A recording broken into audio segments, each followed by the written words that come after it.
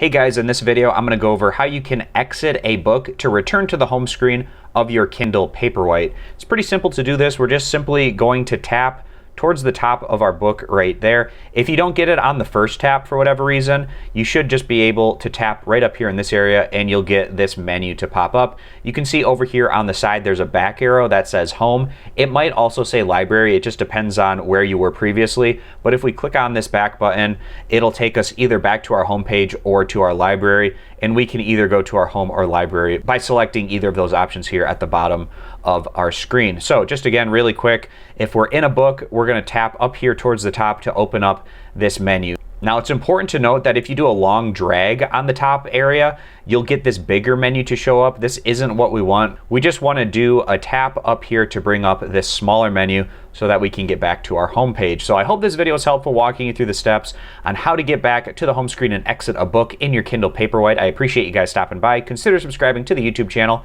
and I'll see you back here next time.